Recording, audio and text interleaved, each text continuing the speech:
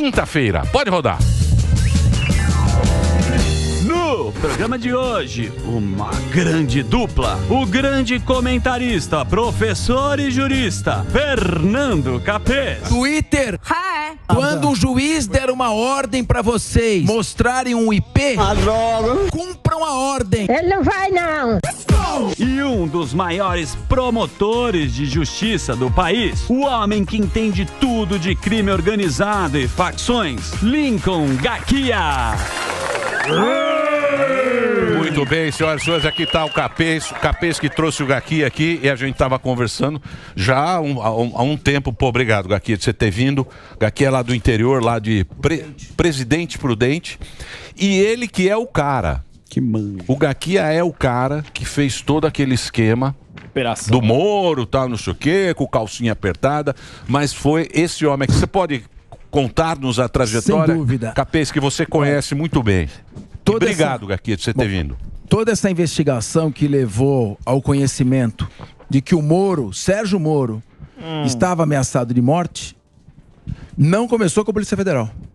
Começou na promotoria com o Lincoln Gaquia, que é o promotor que mais incomodou e infiltrou a investigação no primeiro comando da capital. Se tem alguém que comandou a inteligência do Ministério Público nos últimos 15 anos e paga um preço alto por isso, porque ele vive cercado de seguranças, ele e a família dele, ameaçado de morte, efetivamente, não de grupo, é esse promotor aqui. Então, um trabalho maravilhoso. Hoje o PCC ele vai falar. Eu acho que está entre as 4 ou 5 maiores organizações criminosas do mundo. Ele esteve num congresso agora na Itália, em Roma, na Academia dos Carabinieri, que é a polícia de lá. E lá se discutia, ele vai falar, a preocupação, né, Lincoln? Queria que você falasse disso, é importante, Emílio. A preocupação da Europa com o PCC. Porque o Brasil exporta, né? A droga para a Europa, ela passa pelo Brasil, né, Gaquia? Esse aqui é o... Exatamente, né? É um prazer estar aqui com você. Pô, obrigado pela sua presença. Eu sei que você vem com um grande esquema. Mas não tem outro jeito, Emílio. Sim, eu sei. Mas, pô, obrigado por você ter vindo. Eu vim assustar o estúdio hoje, né, Emílio? O Sanadir. Mas de qualquer maneira, é um prazer muito grande. Sou um fã de vocês, né? Parabéns pelo programa. Realmente, eu acho que você tocou no assunto. Um dos problemas aí que causou muito problema a São Paulo, né? Foi a questão dessa liderança da facção do PCC estar por décadas aqui, sem ser incomodadas. E nós conseguimos em 2019, na verdade eu fiz o pedido sozinho em 2018, remover o Marconi e toda a cúpula do PCC para o sistema penitenciário federal. E isso me custou toda essa segurança que os senhores verificaram aqui hoje, né, todo esse aparato para eu chegar aqui hoje na Jovem Pan. E não tem nenhuma questão política por trás disso, né? É apenas uma gestão de segurança pública. Não só de São Paulo, mas do país. E com relação à pergunta do meu irmão aqui, do Capês, realmente o PCC hoje é a organização criminosa que mais cresce no mundo. Já é uma máfia, viu, Emílio? Já é uma máfia, infelizmente, não é? E há um interesse muito grande dos países, sobretudo da Europa, por esse fenômeno, pelo crescimento do PCC lá. O Brasil e o PCC está inundando a Europa de cocaína que é produzida aqui nos países vizinhos, né? Na Colômbia, no Peru e na Bolívia. Sim, exatamente. Passa pelo Brasil e do Brasil vai para a Europa. Agora me fala uma coisa, Gaquia. O grande problema que eu acho não é a gente morar num país que é da direita ou da esquerda. O problema é você morar num país que o narcotráfico toma conta. Aí que o bicho pega, tipo México, tipo foi a Colômbia.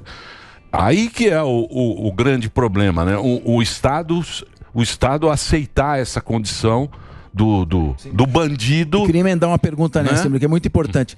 Você comparando o cartel de Medellín no tempo aí do tempo do Pablo Escobar com o PCC agora, como é que você faz essa comparação? O Brasil hoje tem a principal organização criminosa da América Latina? Não tenho dúvidas nenhuma que a maior organização criminosa da América Latina hoje é o PCC. E foi muito bem lembrado, né? Eu costumo hoje comparar o PCC com aquela época da Colômbia do Pablo Escobar. O PCC até pouco tempo atrás enterrava dinheiro, guardava em cofres 10 milhões, 20 milhões. Hoje usa banco digital, usa criptomoeda, usa doleiros, sistema de dólar cabo, dinheiro em paraísos fiscais, empresas de ônibus, enfim. Eu teria que ficar aqui talvez uma semana conversando, mas me preocupa muito a questão do narco-estado.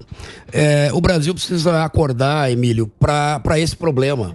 O PCC começou pequenininho lá em 93, eu estou completando 32 anos de carreira, dos quais 18 anos são exclusivamente dedicados a esse tipo de investigação. Caramba. Começou pequeno, dentro de cadeias, e hoje é um fenômeno que me levaram, por exemplo, para um seminário em Roma, né, um seminário do Marshall Center com os Carabinieri, porque a Europa tinha 12 países, está preocupadíssima com a invasão do PCC naquele continente. Os Estados Unidos colocou o PCC numa sanction list da OFAC. O que seria isso? Ele comparou o PCC, é muito grave, foi um decreto do Biden. Comparou o PCC, por exemplo, aos cartéis mexicanos para os Estados Unidos e as organizações terroristas como o Hezbollah, por exemplo, como a Al-Qaeda.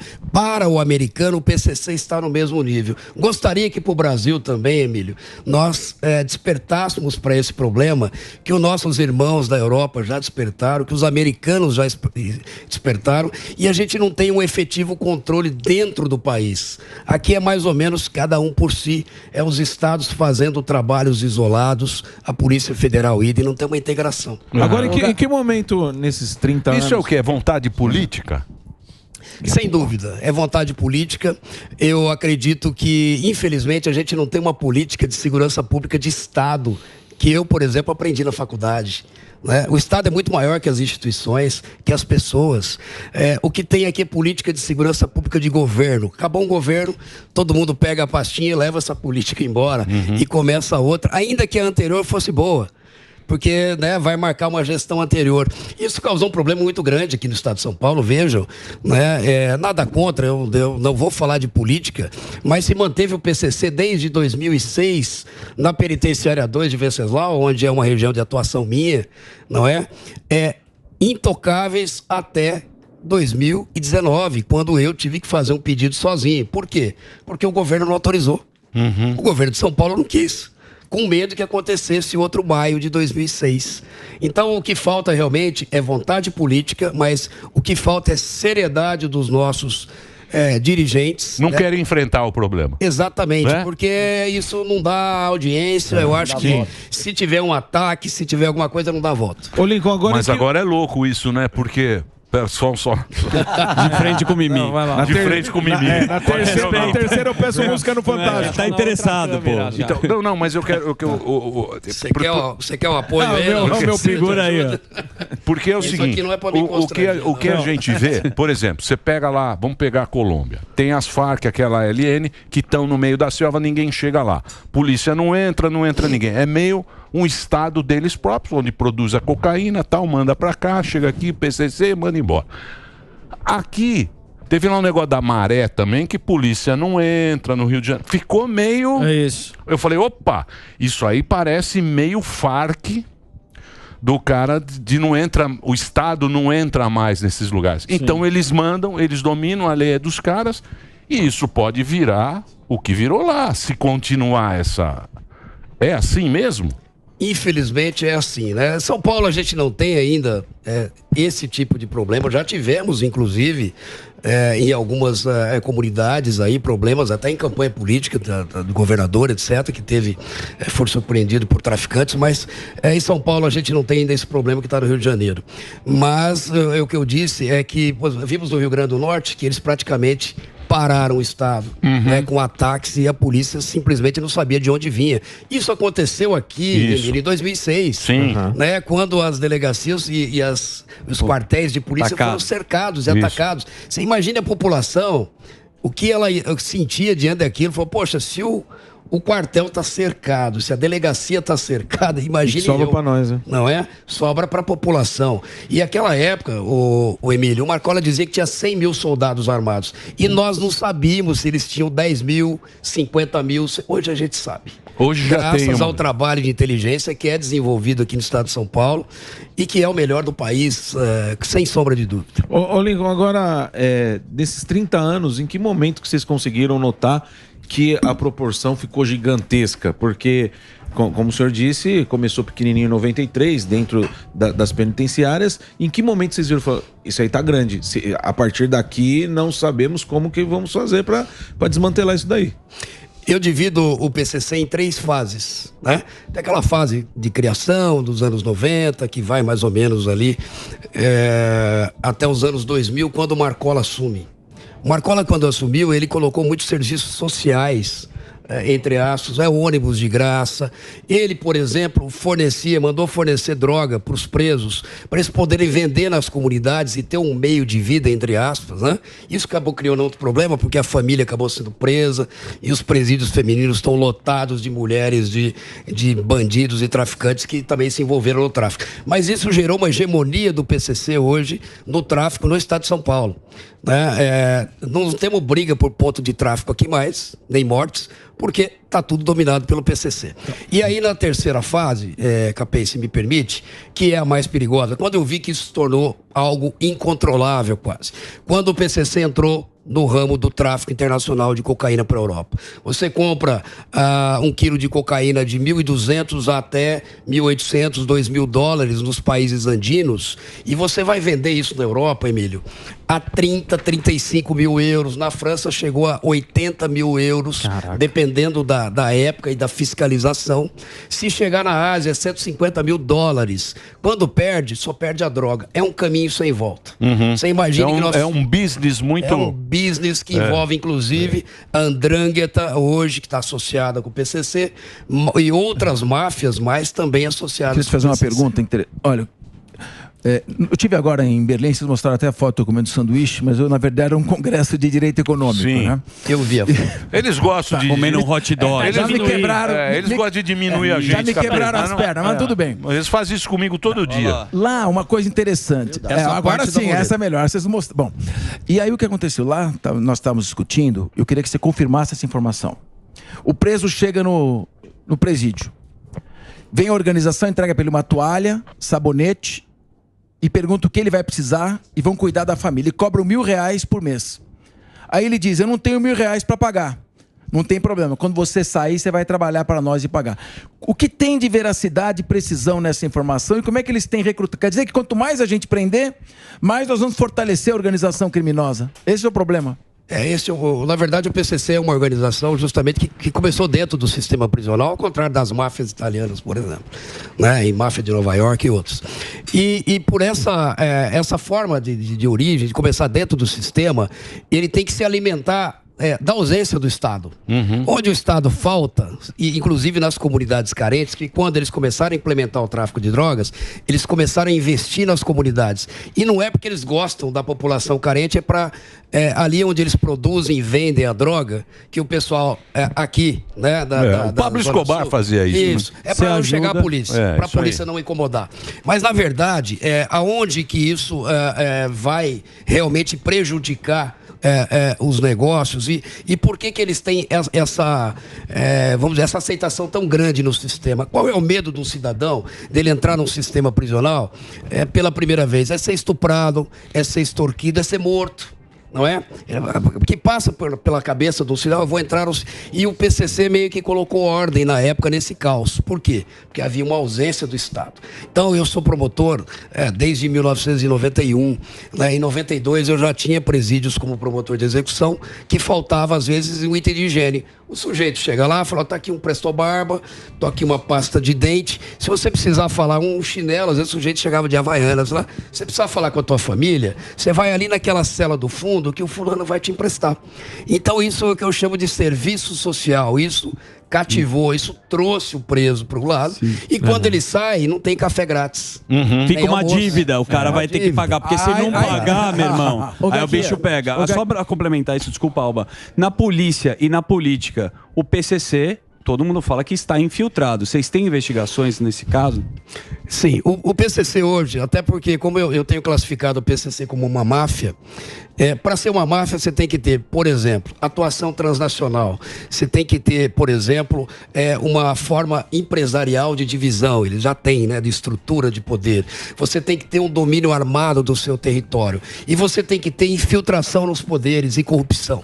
Então, tudo que tem no Narcos, que vocês assistem, naqueles filmes de máfia, podem olhar, eu tenho uma classificação, capaz, acadêmica, porque máfia, na verdade, é um tipo de organização criminosa. Né? E o PCC hoje é uma organização criminosa do tipo mafiosa, porque, evidentemente, ele conta com corrupção em todos os níveis, não só no nível policial. Né? Nós já tivemos casos de infiltração no judiciário, no próprio Ministério Público. Né? Por quê? Porque o dinheiro é mais ou menos como o Pablo Escobar falava, ou prata ou chumbo. Plumo. Ou plumo, não é? Então você escolhe. Ou sua família vai ser morta ou você pode obter um benefício. Ô, Gaki, e como você foi entrar numa aqui, putz, nem... é exatamente isso que eu ia perguntar. Onde é que você foi entrar, hein? Como é que foi a sua primeira... No teu trabalho, como é que você se deparou com o PCC? Como é que foi essa questão de você receber um recado? Como começou todo esse relacionamento seu com o PCC, deles te ameaçarem? Já chegaram a mandar algum recado? Como aconteceu tudo isso? Veja, eu digo que eu sou um dos caras menos ameaçados do país. Porque a ameaça, o Capês é professor de direito penal, é um crime que é você receber a promessa de um mal injusto e grave. Geralmente alguém te liga, te manda uma carta. Eu mesmo nunca recebi uma ligação, uma carta.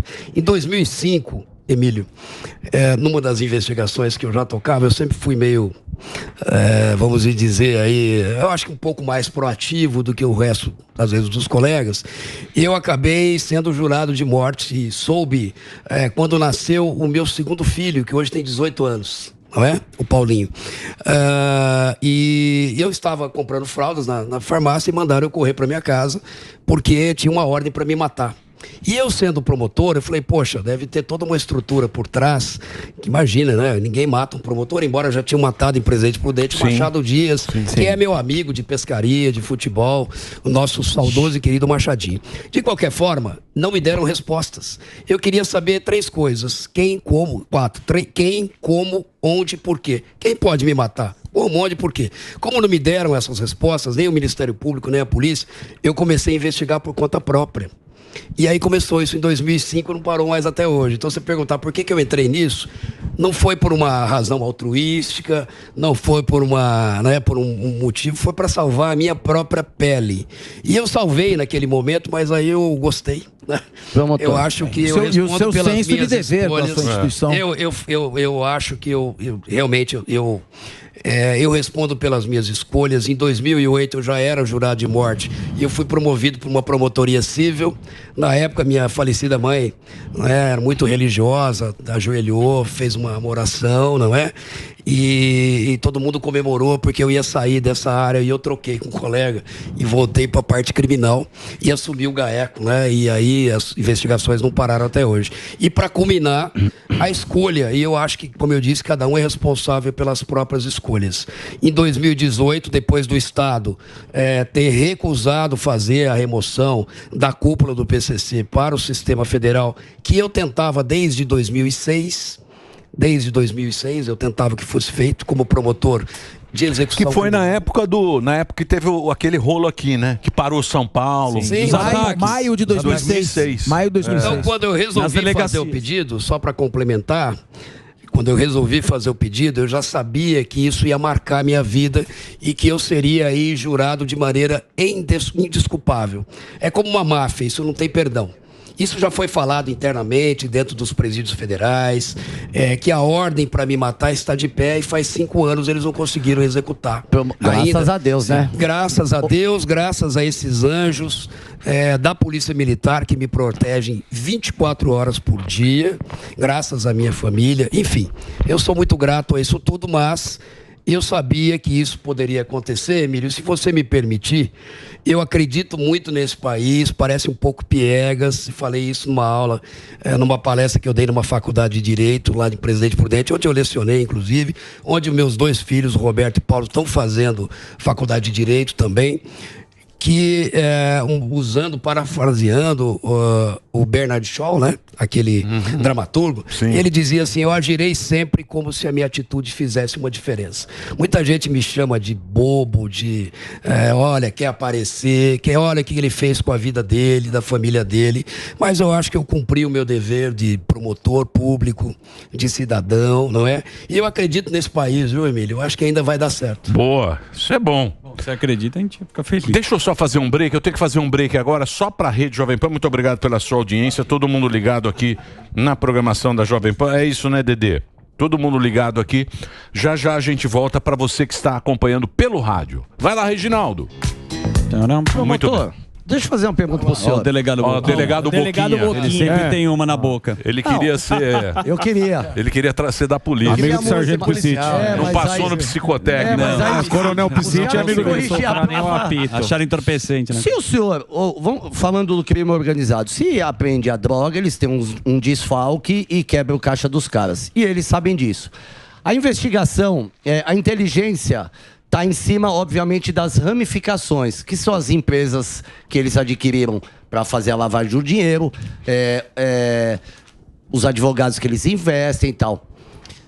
Hoje o senhor coloca que essas ramificações são o quê? 60-40, 70-30, e a droga deixou um pouco de ser o pesado do crime organizado? Eu emendo a pergunta do fuzil. Para derrubar definitivamente o PCC, tem que seguir o caminho do dinheiro? Com certeza, qualquer organização criminosa só pode ser eficientemente combatida se você asfixiar financeiramente, mas não é algo fácil. Follow the money. Não é o follow the money. É dinheiro limpo, né? Não é só que é dinheiro limpo, né? O que acontece? O dinheiro não circula pelo mercado financeiro formal. Eles não estão mais comprando posto de gasolina, loja de carro, de automóvel. Isso o sujeito lá, o ladrão, o bandido, individualmente até faz. Mas eu estou falando de uma lavagem de dinheiro, Emílio, muito estruturada. Estive conversando isso, inclusive com policiais do exterior, em que, por exemplo, a cocaína que é vendida em associação com a Andrangheta na Europa, se você recebeu essa droga em Hamburgo, na Alemanha, se recebeu na Antuérpia, se recebeu em Londres, recebeu em Portugal, esse dinheiro não retorna em espécie para o Brasil, que não tem nem como trazer. É muito dinheiro, muito papel. Estou falando aí, se você mandar 1 tonelada de cocaína a 35 mil euros, faça a conta. Né? É muito dinheiro. Então isso, na verdade, ele circula por operadores financeiros. Então o dinheiro foi parar, por exemplo, na China. Nós temos casos. Na China ele passou por várias contas. Veio parar, Emílio, aqui na 25 de março. Da 25 de março foi parar no Paraguai. E às vezes isso virou... commodities, virou soja, por exemplo. Não é que o PCC tem interesse na soja, ele quer o dinheiro que a soja se negocia. A lavagem, né? A lavagem. Já aconteceu de chegar, por exemplo, implemento agrícola no Paraguai. Por exemplo, colheitadeiras de soja que custam milhões de dólares. É muito caro. Então você recebeu lá 50 colheitadeiras. Ele não quer a colheitadeira. Ele quer...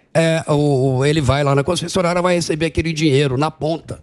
Então é uma engenharia financeira muito estruturada, Fuzil, que está muito além do que você mencionou. Isso aí era 10 anos atrás, né? Então a gente depende de cooperação internacional, inclusive com a própria China, né? Peguem essa operação da Europol do dia 30 de maio. Então, teve uma operação grande aqui e pouco se falou dessa Interpol, né? Que fez Europol. Que fizeram aí não sei em quantos países, que inclusive a Polícia Federal, ela trabalhou nessa operação, né? Com os Ministérios Públicos. Você pode falar dessa operação? Mas pouco se falou dessa operação. Posso falar, inclusive eu estava participando, né, desse curso, desse seminário na Itália. Foi uma operação feita pela Europol, coisa que não se faz aqui, por exemplo, na América do Sul, eu nunca vi. Né? Uma união lá de 10 ou 12 países. A operação ocorreu contra 144 integrantes de máfias, lá principalmente da Andrangheta. Né? Ocorreu na Alemanha, ocorreu na Bélgica, ocorreu em Portugal, ocorreu na Espanha, na Itália, não é? E aqui também na América do Sul, na própria Argentina, e teve também participação da Polícia Federal, mas uma operação que foi feita pela União de Países. Então eles têm essa situação lá, até pela questão geográfica, né, pela questão até inclusive do próprio direito lá, né, na Europa, que é quase mais ou menos as leis são unificadas, né, a União Europeia. Então eles fizeram esse acordo policial internacional, uma investigação que deve ser assim, Emílio, porque o crime não tem fronteira mais. Não adianta eu estar aqui trabalhando se o Paraguai, por exemplo, e a Bolívia aqui não estão nos ajudando. Não é? A gente precisa ter essa cooperação e o Brasil precisa também tomar a frente disso, né? Agora, Jumílio, oi, pode falar. Uma pergunta que eu queria fazer é o seguinte: um dia depois do 11 de setembro, o Bin Laden já não era mais o número 1 da Al-Qaeda, porque ele ficou com um X na testa. O Marcola é ainda o líder do PCC ou essa liderança já é dividida com outros e já perdeu um pouco da força? E como é que eles fazem para se comunicar com o exterior? Os celulares não estão totalmente blindados, apagados, sem sinal nos presídios? Como é que eles continuam se comunicando no exterior? Bom, exterior do presídio. Sim, né? Na verdade, assim, primeira pergunta, o Marcola ainda é o número 1 do PCC. Né? Quando fizemos a remoção, a gente previa que haveria um enfraquecimento dessa cúpula, foram 22 que foram removidos, uma pancada só. Primeiro e segundo escalão, eles ficaram meio que até acéfalos, né? Inclusive, eles não sabiam que seriam removidos e quem seria. Ficaram sabendo, Emílio, eu tenho fotos disso, no aeroporto em Presidente Prudente. Um olhava pro outro. Você veio, e quem vai ficar para cuidar da lojinha, por exemplo, né? Então, por um momento, houve essa desestabilização. Enfraquece um pouco. E aí gera uma outra situação, que é a disputa interna pelo poder. Então, aquele que está no escalão de baixo percebe que o Marcola tem familiares morando em Alphaville, não é? Que outros grandes líderes têm familiares morando em grandes condomínios de luxo. O André do Rep estava em Angra dos Reis, com um iate, com 2 helicópteros, que inclusive foi devolvido, né? Um deles agora por determinação do STJ, mas enfim. Parabéns. O que a gente quer Parabéns pelo trabalho. Parabéns a todos os envolvidos. Bonito. Parabéns ao belíssimo trabalho. Parabéns pelo serviço prestado ao crime organizado nessa situação. Então, o que eu queria dizer para você, o Capese, para todos os ouvintes, é que realmente é um trabalho que precisa ser feito imaginando que não vai ser resolvido em curto prazo. O efeito, por exemplo, já está ocorrendo. Né? Um enfraquecimento paulatino. Ele não vai perder o poder agora, mas assim como ocorreu nas máfias, né, em que os grandes capos vão perdendo o poder, ele também vai. Ele tem uma dificuldade de controlar os negócios dele na rua, porque não tem realmente telefone, e ele tem uma dificuldade em que as ordens sejam dadas e depois retransmitidas, porque tem um delay muito grande nisso. Tem que usar o quê? Usar advogados, que na verdade para mim não são advogados, são criminosos, em alguns casos, claro, né?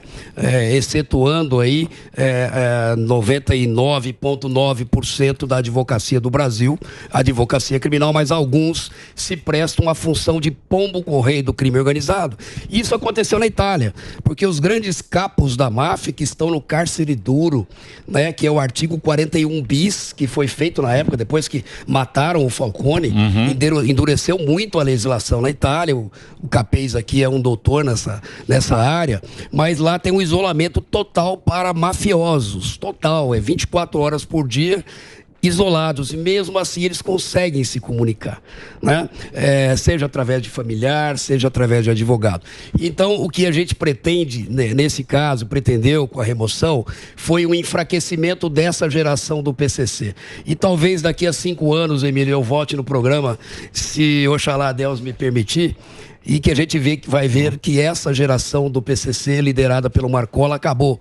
O PCC vai acabar, não, mas vai vir uma segunda geração mais fraca. Você acha que vai ser mais fraca? Eu acho que vai ser mais fraca, porque hoje o PCC, Emílio, ele não cuida mais do sistema penitenciário, e você pode ter certeza que nós estamos sendo assistidos por muitos presos hoje, porque em cada cadeia tem um aparelho de televisão, tem um aparelho de televisão na cela. E não estou falando isso, que eu sou promotor de execução criminal também, atuante, não estou afastado da minha função, e eu tenho que velar pelo direito dos presos, é um direito que ele tem. Mas esse preso que está lá Em Presidente Venceslau, por exemplo, ele só tem um ônibus que é fornecido pelo PCC, que já era fornecido lá no início, na primeira fase, para levar a família até Presidente Venceslau, que está a 600 quilômetros de São Paulo.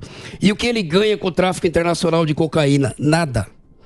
O PCC hoje arrecada $1 bilhão por ano.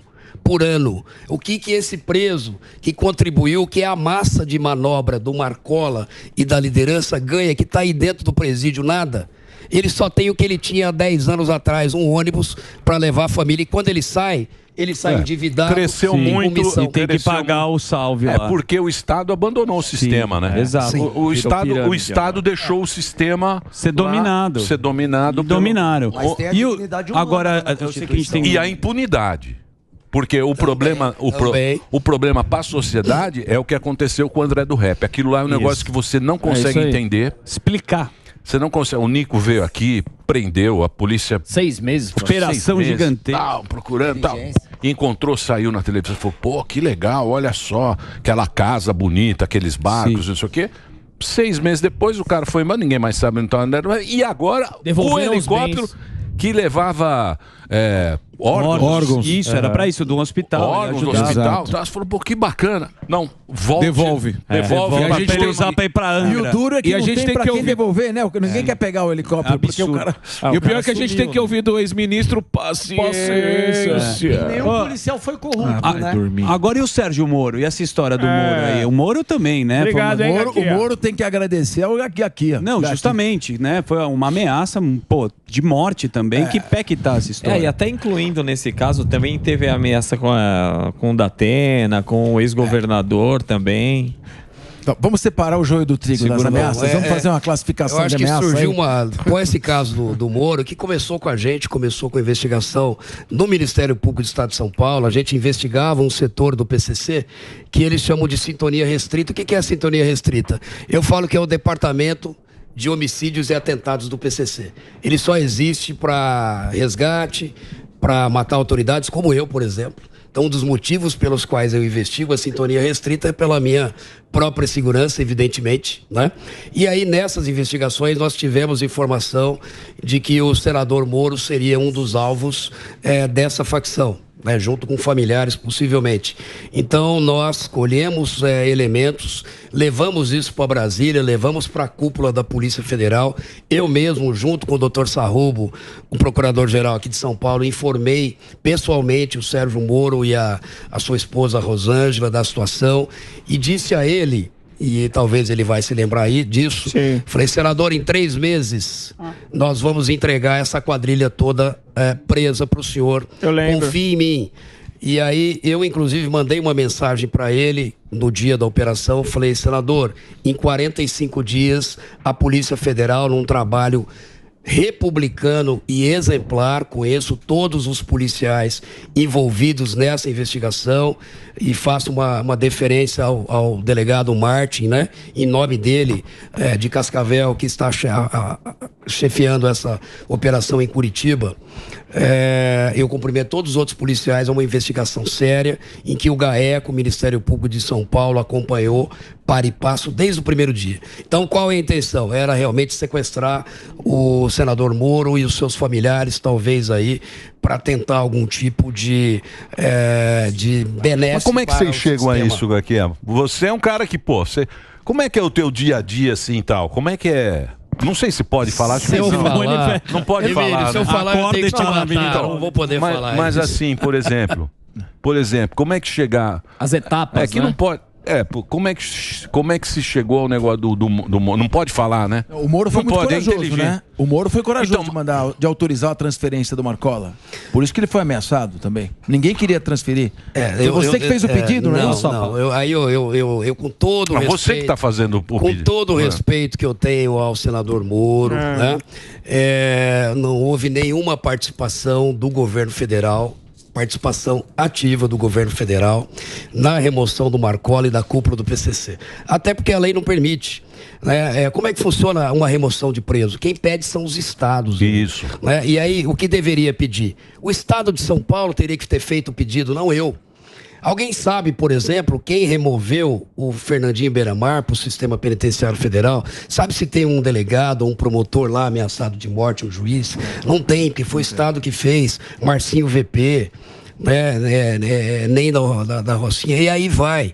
Aqui em São Paulo houve uma omissão do Estado de São Paulo à época, que não quis fazer a remoção, e eu tive que fazer a remoção sozinho. Mas não quis porque tinha um acordo? Eles falam que tinha um acordo. É que tinha um acordo, Emílio, mas veja bem uma situação política que a gente estava. Eu estava com a penitenciária de Venceslau II cercada pela Polícia Militar. Todos os batalhões de elite da Polícia Militar do Estado de São Paulo, em torno de 110 a 150 homens por dia, estavam no entorno da penitenciária para evitar o resgate do Marcola e dos demais líderes.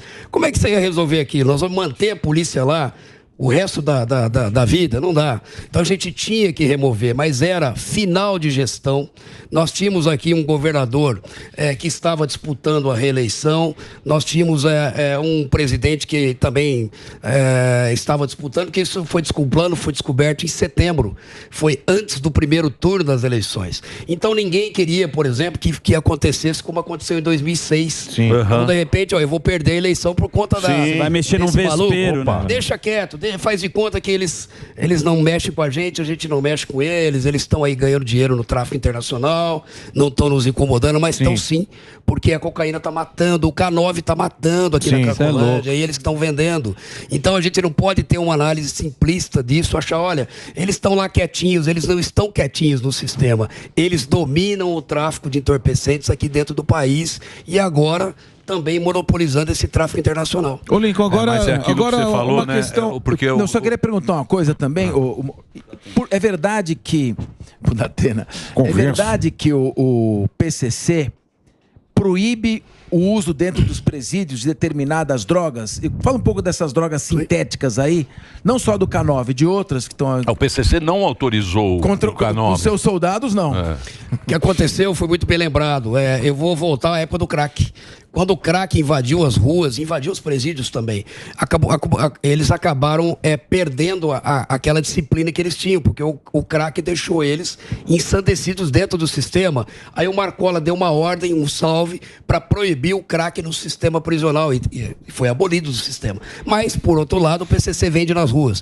Nós não podemos matar os nossos integrantes, mas o seu filho pode ser morto. Não tem problema nenhum. Na rua pode vender à vontade. E aí, agora é o problema da droga sintética, né, que era o M4, depois virou K9. Isso aí começou a causar já, eu digo assim, porque eu visito dezenas de unidades prisionais por mês na minha região, que aliás é a região oeste do estado de São Paulo, que tem mais densidades de presídio do mundo.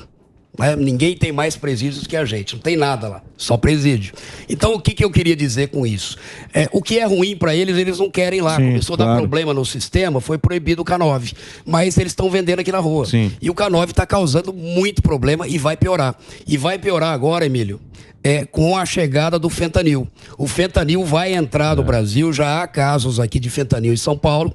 O PCC vai entrar nesse ramo porque é muito lucrativo, é fácil de produzir, o insumo vem da China sem nenhum tipo de fiscalização. Aliás, é um insumo para produzir medicamento, para produzir, por exemplo, anestésico. Aqueles opioides lá, né? Exato, né? Então, podem ter certeza disso, que isso vai invadir o Brasil. O fentanil mata hoje 300 americanos por dia, 110 mil ano passado. Imagina a estrutura de saúde que tem os Estados Unidos e de segurança pública. Lá está uma questão de um flagelo, né? Um flagelo. Imagine isso no Brasil. Por exemplo, lá em São Francisco, lá naquela Union Square, que é o centro de São Francisco, que você anda, é tudo zumbi. Sim. Aqueles caras... Los Angeles, Skid Row também. Los Angeles, Um ano no máximo para isso estar acontecendo no Brasil. Na Primeira Guerra Mundial, os Estados Unidos perdeu 110 mil soldados. Você falou que morre 110 mil por ano. Olha, a ano loucura. passado morreram 110 mil. Mas deixa eu fazer uma pergunta para você. Por exemplo, você estava falando que o PCC hoje domina o Brasil. Por isso que não tem... domina o Brasil não. Não, domina o tráfico. Não vai me complicar aqui, Emílio, por favor. Domina o tráfico no Brasil. Por isso que a gente não tem os cartéis. O México tem Sinaloa, tem um cartel, tem outro que é mais que faz aquele Caribe e tal, não sei o quê. Eles têm vários cartéis e por isso que saem aquelas mortes e tal, não sei o quê. Aqui também pode acontecer isso, né? Se o PCC perder essa hegemonia, se não for lá o Big, o cara que domina o tráfico, a gente pode ter guerra de cartel aqui, que tem mais ou menos no Rio, né? O Comando no Vermelho... Rio, então, mas no Rio aquelas metralhadoras lá que a gente vê, às vezes vem no YouTube, tem o Aquilo é o quê? São os pequenos traficantes?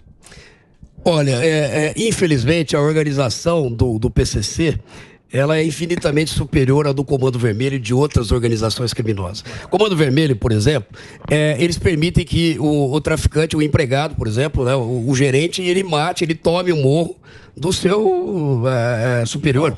E ele continua no Comando Vermelho e está tudo certo. No PCC não acontece isso. Então é ruim também, porque a forma deles se organizarem, a ideologia, a disciplina e a hierarquia é muito rígida, né? E é como se fosse um militar, mas com uma diferença: se você não cumprir, você vai ser morto. Agora, né? Então isso realmente causa um problema muito maior, né, para nós. Eu vejo que se o Brasil não abrir os olhos e não houver uma integração entre as polícias e os ministérios públicos, né, nós vamos ter problema assim, de crescer muito mais isso aí. Ô, Lincoln, Ô, Lincoln, pera um pouquinho. Do Comando Vermelho, depois você pergunta. Ô, Lincoln, rapidinho. Tem que ser. Ele é o bolão. Eu posso passar pra ele. Não. Deselegante é duas vezes interromper. Ô, Lincoln, eu queria saber uma coisa. Foi Rei Momo? Em Bragança. Em Bragança Paulista. Acha que manda. Em Bragança Paulista. Ô, Lincoln, agora eu queria saber do senhor a respeito de uma fala do Lula, voltando ao caso do Moro, né? Que ele chamou o plano do PCC de mais uma armação do Moro. Eu queria saber o quanto isso enfraquece as investigações e a polícia também. Boa pergunta. Obrigado. Retiro o que eu falei. Obrigado, Emílio. Não foi Rei Momo, não. Boa pergunta. Não sei se foi boa pro Lincoln, mas foi boa. Foi ruim pro Lincoln. Vocês estão me jogando casca de banana. Você sai dessa, você não precisa responder. Não é casca de banana, é um fato que aconteceu, né? Eu, como promotor do júri também, que fui assim como capês. Não vamos pegar, não. Eu acho que não pega fácil assim, não. A gente consegue. Na verdade, a minha atuação, eu sou um promotor de justiça em exercício. Não me cabe, evidentemente, fazer nenhum tipo de comentário político de um lado ou de outro, mas o que eu posso dizer, né? Que a investigação da Polícia Federal, que é uma polícia do Lula hoje, não é do Lula presidente, porque a Polícia Federal não tem dono. Exato. É uma polícia de Estado e deve ser de Estado. Exatamente. O presidente pode falar a minha Polícia Federal, a minha Força Armada. Ninguém tem Força Armada e nem polícia. A polícia é uma entidade de Estado e como deve ser. Então a Polícia Federal, de maneira republicana, porque o senador Moro é um opositor ao governo Lula, né, fez uma investigação que começou, né, diga-se de passagem, já repetindo, com o Ministério Público aqui de São Paulo, e eu posso afiançar a lisura da investigação, porque eu acompanhei desde o início, até ontem, inclusive, falando com o delegado, porque a denúncia foi recebida pela juíza, né? A juíza não foi colocada por acaso no caso, era uma juíza auxiliar, que há uma divisão interna, que quando o juiz titular sai, o auxiliar assume, né? Outros juízes já tinham dado outras decisões naquela investigação, então não há nada de armação, e eu até acabei falando num dos canais de imprensa, que o presidente Lula ter dito aquilo ofendia não só a mim, como ao Ministério Público. Exato. E eu acredito que o presidente, naquela ocasião, depois ele não se referiu mais a isso, né, mas ele foi mal assessorado. Talvez numa questão de desabafo, foi um mero desabafo. Tá engasopado. Tá. Isso aí tá engasopado, ele tá falando muita. Tá engasopado. Obrigado, Gaquia. Quero agradecer presença hoje, Fernando Capês, obrigado, viu? Show. Doutor, obrigado. Boa, doutor. Doutor Lincoln Gaqui, esse aí domina, deu uma aula aqui pra gente. Sim. Obrigado aí pela Muito sua bom. participação aqui no programa, um programa muito legal. Acho que a gente levou um pouco de... Seguimos com fé. Exatamente. E vamos ter fé. É isso Vamos aí. que é o Jornal Nacional do Humor e do Jornalismo. É isso aí, Capês. E aí, Capês, e você tá lá no Linha de Frente? Tô no Linha de Frente também. E Sucesso, o hein? Direto ao Ponto, tá indo muito bem. Eu tô também. ligado, tô Olha a ligado. salsicha do Olha lá, ó, eles põem essa... Ele põe isso salsicha aí... do Capês é torta. Salsicha torta. Palestra, porra, não dá pra colocar. Que salsicha. Sacanagem, Chegou, hein? Eles gostam Vamos no disso. Instagram, Só pra mostrar pro cutucar. Gaquinha. Muito bem. Eu vou fazer um break rapidinho agora pro Reginaldo. Manda lá, Reginaldo. O Instagram é Fernando Capês com Z, pra você aí, seguir. arroba Você não Fernando tem Capês. esse, Gaquia né? não tem, ele não quer Melhor ter. nem- Melhor ele não. não quer ter. Não quer. Ele tá no Tinder. É isso aí, vou fazer o break.